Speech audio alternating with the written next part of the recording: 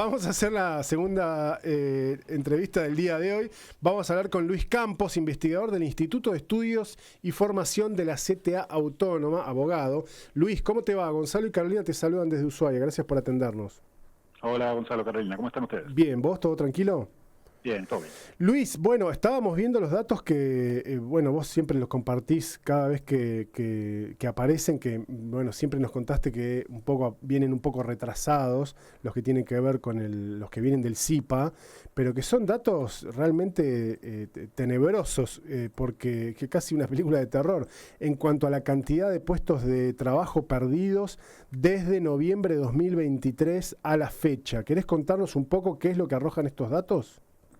Sí, son datos un poco sepia, un poco demorados, pero que en cualquier contexto normal de funcionamiento de la economía, del mercado laboral de un país, no serían tan demorados. Digo, son datos de julio de este año, Uh-huh. pero efectivamente nos parece que reflejan una situación muy distinta de la actual, porque lamentablemente vivimos en una situación de mucha inestabilidad.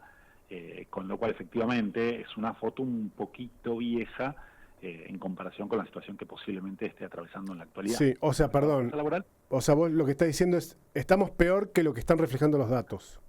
Claro, a ver, los últimos datos son de julio de este año, y en julio lo que informó la Secretaría de Trabajo es que hubo una caída muy fuerte del empleo registrado, fundamentalmente en el sector privado, y que eso confirmó una tendencia que ya se había iniciado, o sea, se había mostrado muy clara en el mes de junio, es decir, el mes anterior. Para que se den una idea, entre junio y julio, en el total del país, se perdieron casi 22.000 puestos de trabajo registrados en el sector privado, es una caída muy fuerte. Sí. Y si hacemos toda la gestión de la avanza, es decir, desde noviembre de 2023 hasta julio de este año, estamos hablando de una caída en total en el sector formal de la economía, es decir, los asalariados registrados, de 205.000 puestos de trabajo, de los cuales 127.000 corresponden al sector privado y aproximadamente 60.000 al sector público, y el resto a casas particulares. Entonces, es un poco la evaluación general, Claro. del primer año y medio de gestión del gobierno de Javier Milei, pero digo, si miramos un poquito más acá en el tiempo, hay algunos datos provisorios del mes de agosto que ya muestran que en agosto habría vuelto a caer el empleo formal, una caída relativamente importante. El Ministerio, la Secretaría de Trabajo también publica todos los meses una encuesta, la encuesta de indicadores laborales, y agosto de este año fue el segundo peor agosto de la última década. Solo había sido peor agosto del 2018, así que cuando el mes que viene conozcamos los datos ya definitivos del mes de agosto, seguramente veamos una nueva caída, y septiembre y octubre todavía ya sí son mucho más cercanos, es difícil hacer alguna estimación, pero todo indica que seguramente esta tendencia a la destrucción de empleo formal se debe haber sostenido, básicamente porque estamos en un escenario de mucha inestabilidad macroeconómica, en un escenario de retracción de la actividad económica, con lo cual, digo, en esa situación estructural es difícil pensar que haya ya no un crecimiento del empleo formal, sino siquiera que se detenga este proceso de destrucción de los puestos de trabajo, que lamentablemente convalidan una situación que venía siendo muy complicada en materia de empleo. Uh-huh. En el último año y medio, si lo separamos en distintos periodos, lo que se ve muy claramente es que en el primer semestre del 2024 hubo una caída muy fuerte del empleo. La gran mayoría de esta destrucción, estos más de 200.000 puestos de trabajo que se perdieron durante la gestión de la Libertad Avanza, se perdieron en el primer semestre del 2024, y luego había empezado un proceso de una tenue recuperación allá por el tercer trimestre del 2024, pero eso se fue agotando a fines del año pasado y entró en un parate que ya en junio empezó a convertirse en una nueva fase de destrucción de empleo formal.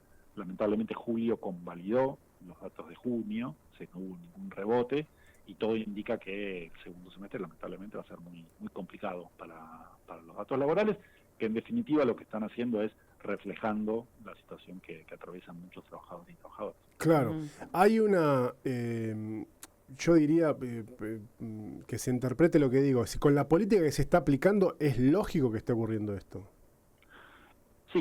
Sí, porque, a ver, digo, por un lado, es una política económica que ya dio todo lo que tenía para dar, que era una cierta estabilización en los precios, incluso a niveles más altos de los que hubiera querido el propio gobierno.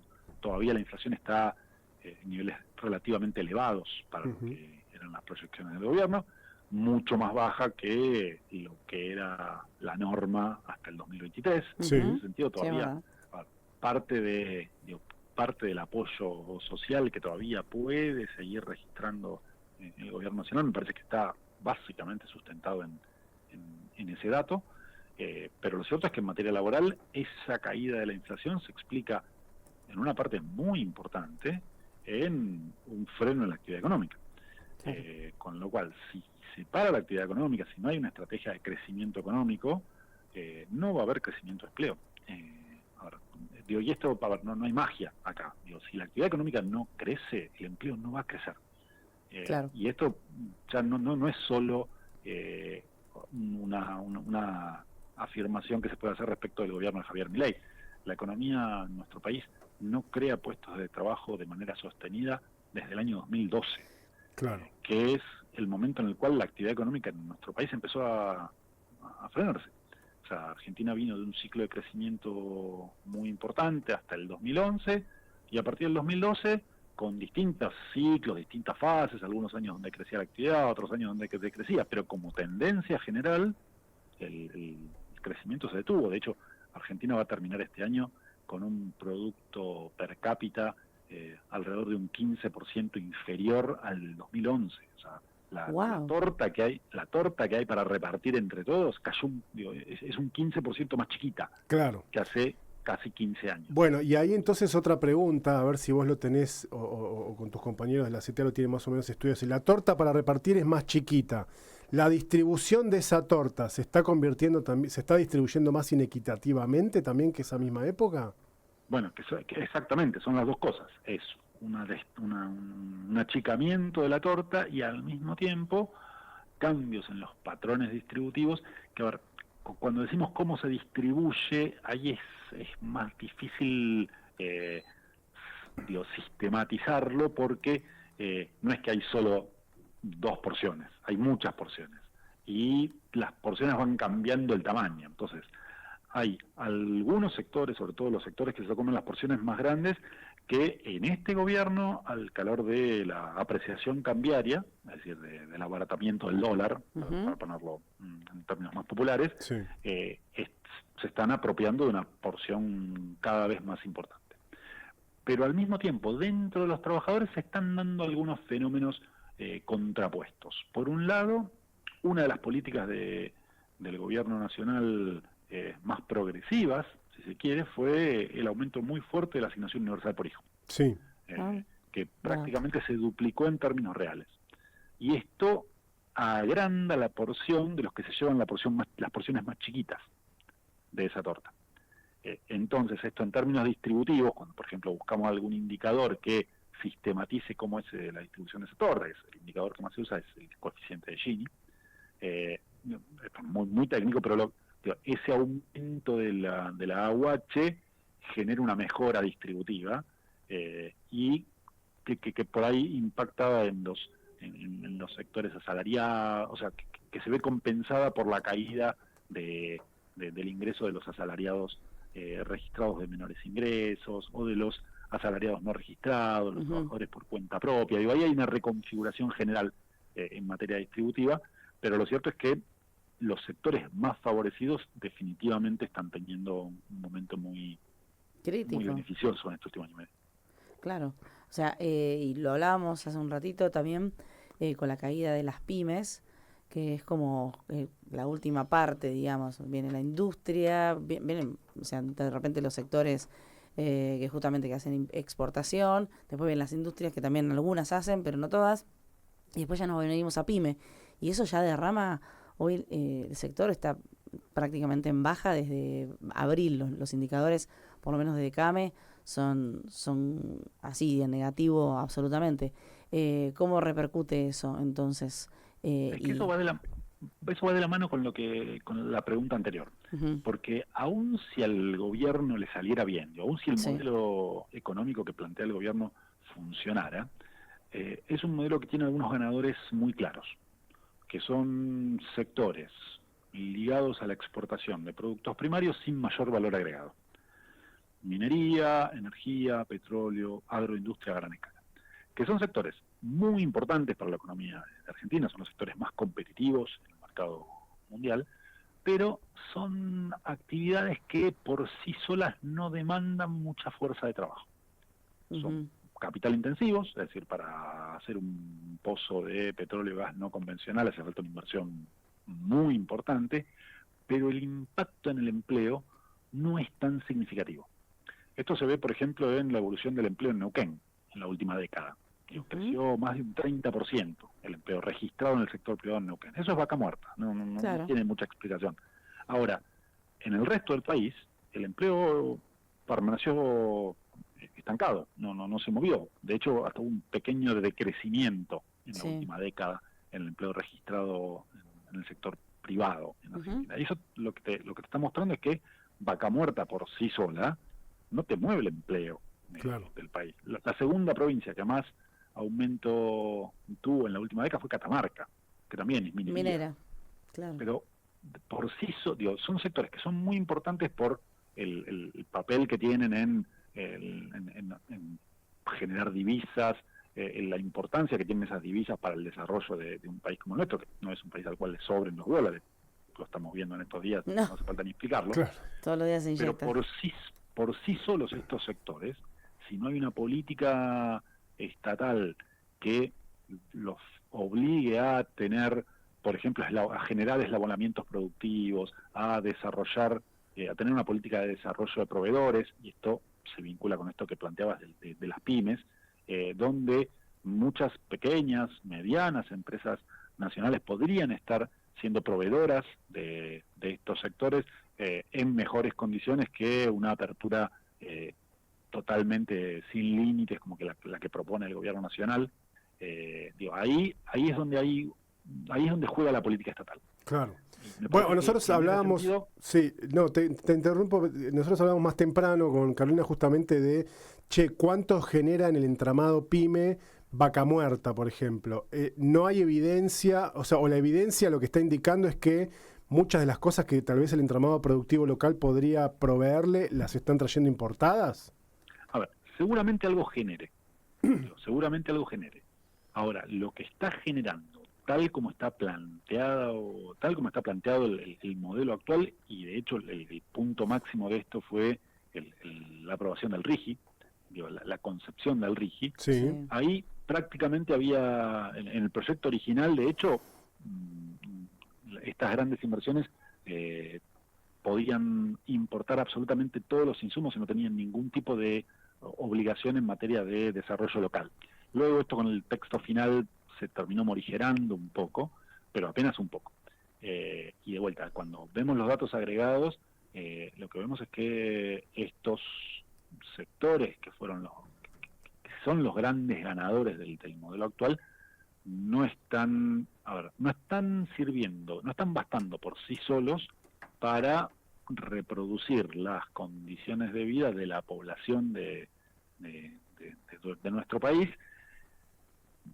Si querés, la contracara de esto es que si vamos hacia un país donde la economía nacional sea vaca muerta, minería y agroindustria y algunos servicios alrededor de esos tres grandes ejes, bueno, es un país al cual le sobran muchas personas, le sobramos muchas personas. Claro.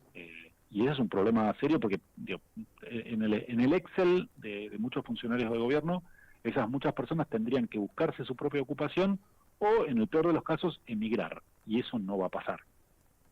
Sí, digamos, hoy emigrar tampoco es muy factible, no solamente por un tema de costos, sino también porque nuestra formación actual, en cuanto a tecnología, por ejemplo, que es lo que más se está pidiendo en el exterior, viene bastante letargada. No sé No, a cómo...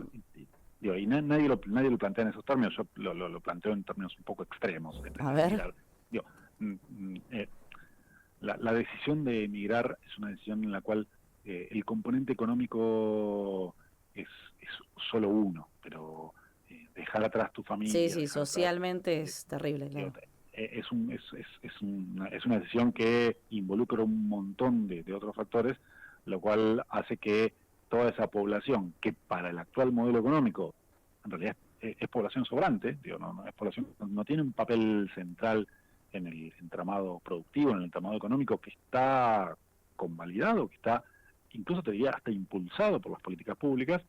Bueno, cómo se inserta, eh, cómo se inserta productivamente, cómo reproduce sus condiciones de vida de esa población, haciendo lo que puede. Claro. Y eso, lamentablemente, lo estamos viendo en las estadísticas laborales, porque lo que más crece, y por lejos, en la última década, y mucho más en este último año y medio, es el trabajo por cuenta propia, Claro.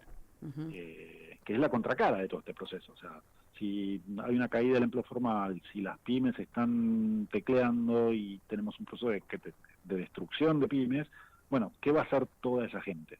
Bueno, sale a hacer lo que puede. ¿Y qué es hacer lo que puede? Bueno, salir a trabajar por cuenta propia. Hoy lo tenés a tiro de un celular, algún mínimo capital, que puede ser tener un auto, una bicicleta, o salir a comprar y revender. Bueno, eso es lo que se está viendo en las estadísticas oficiales. Lo que más crece es el empleo por cuenta propia, y en el último año y medio lo que más crece es el empleo por cuenta propia informal. Ah, eso El, es... el que ni siquiera tiene para pagarse el monotributo. Claro, claro. Es la informalidad total. Esto de vuelta, esto se ve sí, muy clarito en las estadísticas, y es un problema de cara a lo que se viene, que todavía ni siquiera tenemos muy claro qué va a ser. Sí. Luis, todos estos datos nos pueden llegar, digamos, y teniendo en cuenta que el segundo trimestre del año hubo una caída del PBI, algunos dicen que tal vez en el tercer trimestre ocurra lo mismo. ¿Podríamos estar entrando en una recesión? A ver, recesión técnicamente se define como 2 trimestres consecutivos de caída del producto. Sí. Efectivamente, el segundo trimestre dio un retroceso, leve, pero retroceso al fin. El tercer trimestre cerró el 30 de septiembre, todavía no tenemos los datos oficiales. Julio, el estimador mensual de actividad económica, una especie de adelanto que publica el INDEC, había dado una caída muy fuerte. Agosto dio un cierto rebote, pero que no compensaba la caída de julio. Habrá que ver qué pasa en septiembre. Si efectivamente en septiembre volvió a caer la actividad económica, y hay bastantes indicios de que podría haber sido así, lo cierto es que, bueno, sí, habríamos entrado técnicamente en recesión, claro, el 30 de septiembre. Sí. De vuelta, son definiciones técnicas. Sí, muy de manual. De manual, que a un trabajador o una trabajadora que te dice, bueno, a mí, ¿qué me significa que estemos o no en recesión, si lo que define es si el PBI del segundo trimestre cayó un 0,1 o subió un 0,1? Claro. De vuelta, la definición técnica, el segundo trimestre de este año, el Producto Bruto cayó un 0,1%, con lo cual si el tercer trimestre también se convalida ese retroceso, entraríamos técnicamente en recesión. De vuelta, es algo que nos puede interesar para los análisis estadísticos, los análisis técnicos.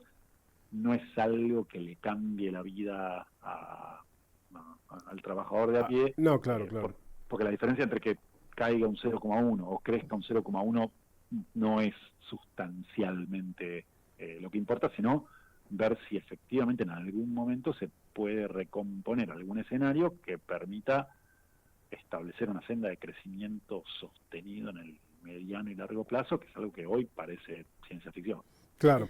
Los datos o la foto de hoy la vamos respecto fundamentalmente a las cuestiones del empleo y de la destrucción o generación de empleo. Lo mismo con el tema de las empresas, del cierre de empresas, lo veremos entonces más o menos en diciembre. Sí, más o menos vienen con 2 meses de demora los datos, así que en noviembre se van a estar conociendo los datos de agosto, claro, en diciembre los datos de septiembre. a ver, son más o menos 2 meses que tarda la Secretaría de Trabajo en procesar estos datos, pero bueno, lamentablemente sí, todo indica que la tendencia se va a profundizar. Bien. Luis, gracias como siempre por dedicarnos unos minutos. Gracias. No, che, un placer estar con ustedes. Que esté muy bien, hasta luego.